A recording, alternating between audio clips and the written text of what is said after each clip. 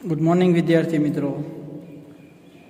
छेल्ले आपणे विडियो में बात करी थी प्रश्नावलीनी रीत। हवे प्रश्नावलीनी रीतमां आगळ जोईए एमां के एनी बे रीते गणतरी करवामां अथवा तो एनी माहिती एकत्रित करवामां आवती होय छे। एमां पहेली रीत छे हवे आदर्श प्रश्नावलीनी रीत अने एमांय छे एना लक्षणों। हवे आदर्श प्रश्नावली कोने कहेवाय, आदर्श प्रश्नावलीना लक्षणों केवा केवा होय तेने जोईए। तो कि माहितीनु एकत्रीकरणनी सफलतानो आधार मुख्यत्वे प्रश्नावलीनी रचना उपर रहेलो छे। सारी रीते तैयार करेल प्रश्नावलीने आदर्श प्रश्नावली कहेवामां आवे छे। तो कि आदर्श प्रश्नावली एटले शुं? तो कि कोईपण माहिती आपणे ज्यारे शोधता होईए अथवा तो माहिती मेळवता होईए त्यारे एनी सफलतानो आधार मुख्यत्वे कोना उपर होय छे? ई प्रश्नावली उपर आधार होय छे। कारण के तमे केवा प्रश्नो पूछो छो, એ પ્રશ્નોનો સામે કેવો જવાબ આવે છે અથવા જે કાંઈ માહિતી આપણે મેળવવા માગીએ છીએ એ પ્રમાણેના પ્રશ્નો છે કે નહીં, આ તમામ બાબતોને ધ્યાનમાં લેવામાં આવતી હોય છે। એટલે એ ખૂબ જ અગત્યની બાબત છે। ત્યારબાદ કીધું કે આદર્શ પ્રશ્નાવલી તૈયાર કરતી વખતે ધ્યાનમાં રાખવાની બાબતો। પહેલી બાબત છે એમાં કે દરેક પ્રશ્નાવલી સાથે તેને સંબંધિત પત્ર અથવા તો તેને યોગ્ય શીર્ષક રાખવું જોઈએ કે જેથી વાંચનારને અભ્યાસ હેઠળના હેતુનો સ્પષ્ટ ખ્યાલ મળી શકે છે। તો કે પહેલી બાબત તો એણે કીધું કે યોગ્ય શીર્ષક રાખવું। ભાઈ કોઈ પણ પ્રશ્નાવલી છે એ પ્રશ્નાવલીની જ્યારે તમે રજૂઆત કરો છો અથવા તો એની માહિતી એકત્રિત કરવા માટે એને તૈયાર કરો છો ત્યારે ફરજિયાત એનું શીર્ષક હોવું જરૂરી છે કે તમે શેના માટે આ માહિતી મેળવવા માગો છો। ઉદાહરણ તરીકે તમે પ્રવેશ ફોર્મ ભરતા હશો, कोईपण जग्याए तमारे शाळा में एडमिशन लेवुं होय तो तमे प्रवेश फॉर्म भरो छो तो उपर लखेलुं ज होय के प्रवेश फॉर्म, अथवा तो तमे लिविंग सर्टी कढावता होय तो त्यां लखेलुं होय लिविंग सर्टी अथवा तो शाळा छोड़ियानुं प्रमाणपत्र। कोईपण बाबत तमे रजूआत करता हो, कोईपण माहिती मेळवता होय तो एनुं योग्य शीर्षक होवुं खूब ज अगत्यनुं छे। ત્યારબાદ બીજું કીધું કે પ્રશ્નોની સંખ્યા જેટલી શક્ય બને તેટલી ઓછી હોવી જોઈએ અને પ્રશ્નોની સંખ્યા ઓછી રાખવાથી ઉત્તરદાતા પાસેથી સારો પ્રતિસાદ મળવાની શક્યતા વધારે રહેલ છે। તો કે કોઈ પણ પ્રશ્ન તમે પૂછો છો તો એ પ્રશ્નોની જે પણ કાંઈ માહિતી છે અથવા તો એના પ્રશ્નોની સંખ્યા કેવી હોવી જોઈએ? ઓછી હોવી જોઈએ। जो एम वधारे प्रश्नों हशे एम जे कांई उत्तरदाता छे ए सरलताथी जवाब आपी शकशे अने अथवा तो एने पछी कंटाळो आवशे जवाब आपवामां। कारण के स्वाभाविक छे के कोईपण माहिती वारंवार एकनी एक बाबतो पूछवामां आवे तो जे कांई उत्तरदाता छे ए कंटाळी जाय अथवा तो एने एमां रस रहेतो होतो नथी। એટલા માટે જે પણ કાંઈ માહિતી મેળવવામાં આવે એ માહિતી કેવી હોવી જોઈએ? ઓછી સચોટ અને પ્રશ્નો પણ તેના કેવા હોવા જોઈએ? ઓછા હોવા જોઈએ। प्रश्नों स्वाभाविक है कि लांबी प्रश्नावली उत्तरदाता ने खास करीने पाछळना क्रमना प्रश्नों सचोट उत्तर आपवा माटे बिन उत्साहित करे छे। तो ज्यारे प्रश्नावली खूब ज लांबी होय त्यारे ए प्रश्नों पछी पाछळना शरूआतना जवाब जे कांई छे ए तो ए योग्य रीते आपे, परंतु पाछळना जे पण कांई जवाबो छे एमां ए पछी प्रश्नों आपवामां थोड़ी मूंझवण अनुभवतो होय छे अने एना आधारे ए साचा अथवा तो वास्तविक उत्तर आपतो नथी। प्रश्नों की संख्या चौक्कस केटली राखवी तेना माटे कोई बळजबरीपूर्वक नियम नथी, परंतु जो प्रश्नों की संख्या खूब ज वधारे होय जेम के 25 अथवा वधारे त्यारे प्रश्नों की स्पष्टता मेळववा माटे प्रश्नावली ने जुदा जुदा विभागों में वहेंची देवुं सलाहभर्युं छे। तो कि ज्यारे कोईपण प्रश्नों की वधारे माहिती मेळवी, हालो उदाहरण तरीके आपणे माहिती जोईए छीए, हवे वधारे माहितीनी जरूर पड़े ज छे आपणे, तो ये माहिती मेळववा माटे तो कि भाई आवी रीते माहिती न मळे तो त्यारे शुं करवुं जोईए? तो कि एनी बे भाग पाडवा जोईए, बे अलग अलग विभागों में एने शुं करवा पड़े? तैयार करवा पड़े कि जेना कारणे उत्तरदाता छे एने पण ए प्रश्नों आपवामां अथवा तो रजूआत करवामां एने सरलतानो अनुभव थाय। त्रीजी बाबत छे प्रश्नावलीमां प्रश्नोनी संख्या तपासना हेतु साथे सुसंगत होवी जोईए। जे पण कांई प्रश्नावली है ये प्रश्नावली में जे पण कांई प्रश्नों है प्रश्नों की संख्या केवी होवी पड़े एना तपास ने हेतु ने कि आपणे कया हेतुथी आ प्रश्नावली तैयार करीए छीए ए हेतु ने ध्यान में राखी अने तैयार करेली होवी जोईए। ए हेतु बहारना अथवा तो वधाराना प्रश्नों अंदर न होय एनी काळजीपूर्वक ध्यान राखवुं जोईए। त्यारबाद चौथी बाबत छे एमां के प्रश्नों सरल, टूंका अने समजी शकाय तेवा होवा जोईए। અસ્પષ્ટ અને દ્વિઅર્થી ન થવા જોઈએ કે ભાઈ જે કાંઈ પ્રશ્નો તમે પૂછો છો એ પ્રશ્નો કેવા હોવા જોઈએ? સરળ, ટૂંકા, કે જેનો જવાબ આપણને ટૂંકમાં મળે. જો લાંબો જવાબ મળે તો સ્વાભાવિક છે ઘણી વખત આપણે એનું વર્ગીકરણ કરવું હોય ને તો પણ સરળતા ન હોય, અથવા તો એમાં આપણે વ્યવસ્થિત રીતે એનું વર્ગીકરણ કરી શકીએ નહીં.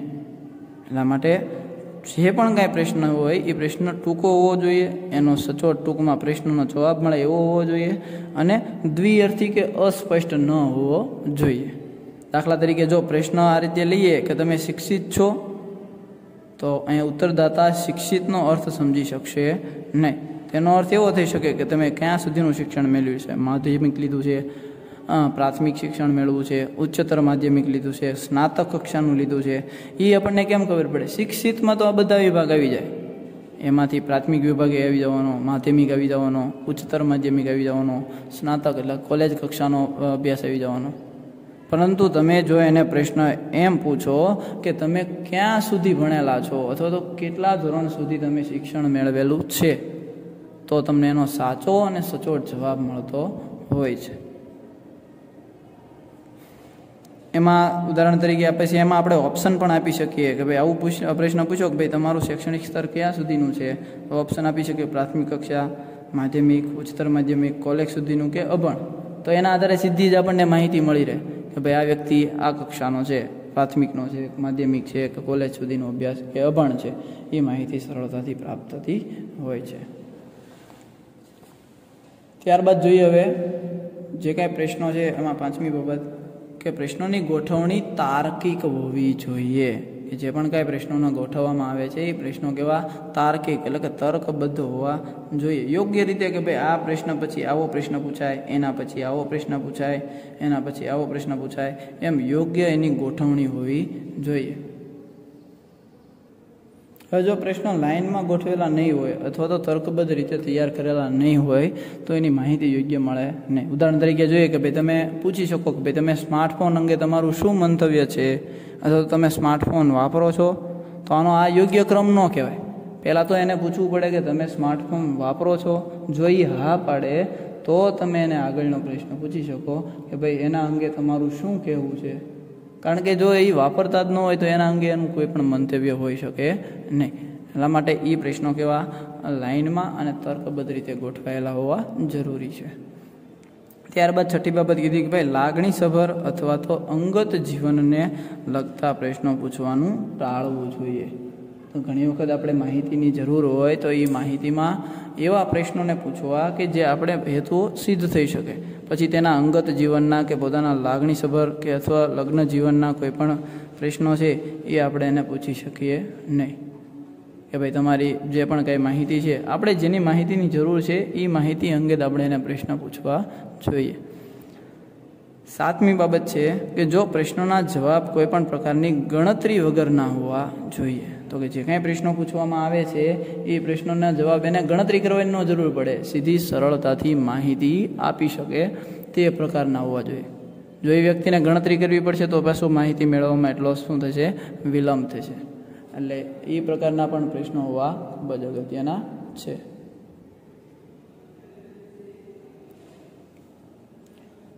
ત્યારબાદ આઠમી બાબત છે કે જે પ્રશ્નના જવાબ હા અથવા ના કે તેથી વધારે વિકલ્પવાળા હોય તેવા પ્રશ્નો પૂછવા જોઈએ. પરંતુ જે પ્રશ્નના જવાબ માટે કોઈ ચોક્કસ વિકલ્પ ન હોય તેવા પ્રશ્નો પૂછવાનું ટાળવું જોઈએ.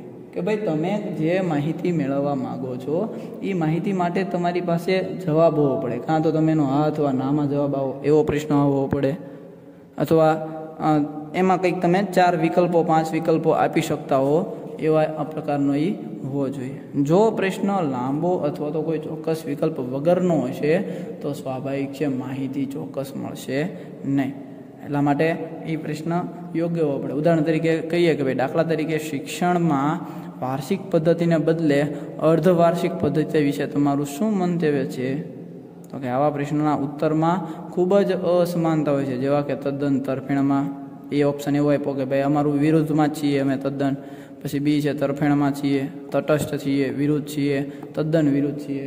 કે ભાઈ હા અમે એની સાથે છીએ, ચોક્કસ વિકલ્પ છે. પછી કે હા સાથે છીએ, આમ સ્વરથી ન કહેતા હોય, તટસ્થ એટલે કે હાય નહીં નાય નહીં એવી રીતે જવાબ આપતા હોય. અથવા ડીમાં એવું કીધું કે ભાઈ ના અમે એના વિરુદ્ધ છે, અને એ કે તદ્દન વિરુદ્ધ છે કે ભાઈ ના આ તો થવું જ ન જોઈએ. એટલે આવા પ્રશ્નો હોય એને ઉત્તરોના કોષ્ટક સ્વરૂપમાં ગોઠવણી કરવાનું અથવા તો અર્થઘટન કરવાનું ખૂબ જ મુશ્કેલ બનતું હોય છે, કારણ કે એનું તમે યોગ્ય અર્થઘટન ન કરી શકો. અમુક લોકોનો જવાબ વ્યવસ્થિત હોય, અમુકનો સાચો હોય, અમુકનો એમ કે ભાઈ અમે તરફેણમાં છીએ, તો બીજા એમ કે અમે વિરુદ્ધ છીએ. એની ચોક્કસ માહિતી મળે નહીં. એટલા માટે પ્રશ્નો એવી રીતે પૂછવા જોઈએ કે જેની ચોક્કસ માહિતી મળે. હવે આપણને આપેલું છે એક પ્રશ્નાવલીનું ઉદાહરણ આપ્યું છે. ઉદાહરણ તરીકે જો આપણને પહેલી જ બાબત કે શીર્ષક હોવું જોઈએ, તો જો શીર્ષક આપ્યું છે આપણને કે ગુજરાત રાજ્યના 12મા ધોરણના વિદ્યાર્થીઓના અભ્યાસ અંગેની ટેવ વિશેની માહિતી એકત્રિત કરવા માટે પ્રશ્નાવલીનો નમૂનો આપેલો છે. એટલે અભ્યાસ અંગેની ટેવ આ એનું શું થયું? શીર્ષક થયું. એટલે આ શીર્ષક એમાં આપેલું છે. એમાં પહેલી બાબત છે વિદ્યાર્થીનું નામ આપેલું છે, એટલે અહીંયા એ વિદ્યાર્થી પોતાનું નામ લખશે. ત્યારબાદ એની જાતિ એટલે કે તે સ્ત્રી છે કે પુરુષ છે, તો જે કંઈ હોય એમાં એ ટીક માર્ક કરશે. જો પુરુષ હોય તો પુરુષમાં ટીક માર્ક કરશે, સ્ત્રી હોય તો સ્ત્રીમાં ટીક માર્ક કરશે. ત્યારબાદ ત્રીજું છે સ્થળ, કે તમે ક્યાંના છો, તમારું વતન ક્યાંનું છે, તો તમે ક્યાં રહ્યો છો, તો એના અંગે માહિતી હોય છે. તો એના સ્થળ, તો જે કંઈ સ્થળનું નામ હોય તે, કયો ગામ અથવા તાલુકો કયો લાગુ પડે છે તે, જિલ્લો કયો લાગુ પડે છે તે તમે દર્શાવી શકતા હોવ છો. પછી તમે શાળા, કે કઈ શાળામાં અભ્યાસ કરો છો, કે સરકારી ગ્રાન્ટ ન લેતી શાળા કે સરકારી ગ્રાન્ટ લેતી શાળા, કે ભાઈ તમે સરકારી શાળામાં ભણો છો કે ખાનગી શાળામાં ભણો છો, તો એ પણ તમને જવાબ મળે. ત્યારબાદ કીધું કે વિદ્યાશાખા, તો હવે વિદ્યાશાખા કઈ કઈ છે, તમે કયા પ્રવાહમાં છો, વિનયન એટલે આર્ટ્સ વિભાગમાં, વાણિજ્ય એટલે કોમર્સ વિભાગ છે, વિજ્ઞાન એટલે કે સાયન્સ વિભાગ છે, કે આ ત્રણ સિવાયનો અન્ય કોઈ પણ વિભાગમાં તમે અભ્યાસ કરો છો, તો એ બાબત એમાં તમારે લખવી જરૂરી છે. ત્યારબાદ છઠ્ઠી બાબત કે અભ્યાસનું માધ્યમ, તો કે તમે જે કંઈ અભ્યાસ કરો છો એ અભ્યાસ કયા માધ્યમમાં અથવા તો કઈ લેંગ્વેજમાં તમે કરો છો, તો એમાં અંગ્રેજી અથવા તો ગુજરાતી ઓપ્શન આપેલા છે. ગુજરાતીમાં કરતા હોય તો ગુજરાતીમાં ટીક માર્ક કરવી, અથવા બંનેમાં ન કરતા હોય તો શેમાં અન્યમાં ટીક માર્ક કરી શકાતું હોય છે. ત્યારબાદ શાળાનો સમય, કે ભાઈ તમે અભ્યાસ કરો છો તો એ અભ્યાસ માટે શાળાનો શું સમય છે તે પણ જોવું અગત્યનું છે. એટલે શાળાનો અભ્યાસ કરવો પણ શાળાના સમયનો જે કંઈ છે ટાઈમ એ દર્શાવવો જોઈએ. આઠમી બાબત શાળાનું ગૃહ કાર્ય કરવા માટે તમને કેટલો સમય આપો છો, કે ભાઈ તમને શાળાએથી જે પણ કંઈ ગૃહ કાર્ય આપે છે એ ગૃહ કાર્ય કરવા માટે કેટલો સમય તમે એની પાછળ આપો છો એ અગત્યનું છે.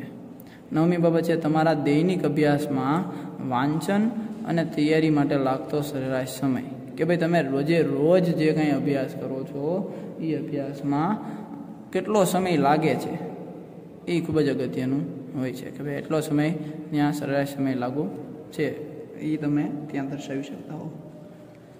ત્યારબાદ 10મી બાબત કીધી મનોરંજન કરવા માટેના માધ્યમો, કે મનોરંજન કરવા માટે તમે કેવા કેવા માધ્યમોનો ઉપયોગ કરો છો, અથવા તો કયા માધ્યમો તમે પસંદ કરશો જેના આધારે તમારું મનોરંજન થતું હોય છે, એ બાબત પણ એમાં દર્શાવી શકાય છે.